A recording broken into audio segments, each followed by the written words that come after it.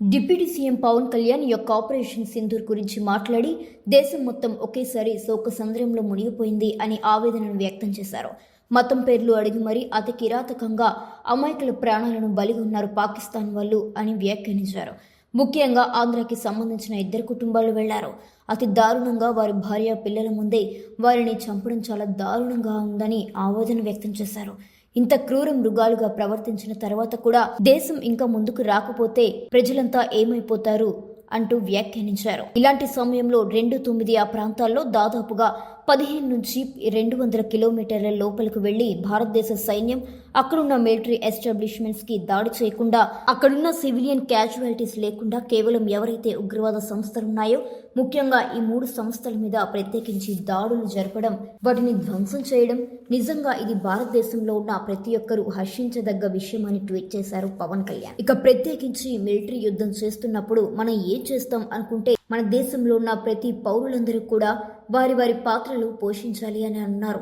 Social మీడియాలో ఏదైనా వ్యతిరేక దాడి జరుగుతుందని నిర్ధారించుకోండి, ఎదురు దాడి చేయండి, సైబర్ క్రైమ్ విభాగానికి సంబంధించిన వారికి చెప్పండి.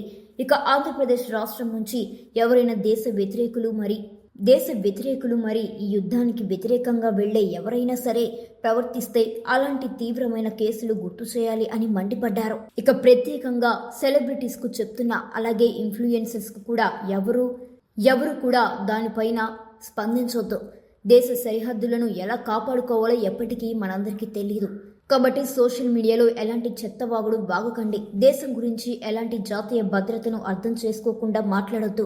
ఈ యొక్క సోషల్ మీడియాలో ప్రభావితులు చేసే వారందరికీ నేను చెప్పేది ఇదే అని పవన్ ఘాటుగా వ్యాఖ్యానించారు. మీ అందరినీ రిక్వెస్ట్ చేస్తున్నాను. కాబట్టి ఇలాంటి కష్ట సమయంలో మేము ప్రధానమంత్రి మోదీ ప్రభుత్వానికి అండగా నిలుస్తాము, మీ అందరితో ఉంటాము అని వ్యాఖ్యానించారు. కాబట్టి ఎంత సమయం పట్టినా పర్లేదు, చివరి ఉగ్రవాదాన్ని కూడా అంతం చేశారు. అసలు సెలబ్రిటీలు ఎందుకు స్పందిస్తారు? వారు మన దేశాన్ని ప్రేమిస్తున్నారు.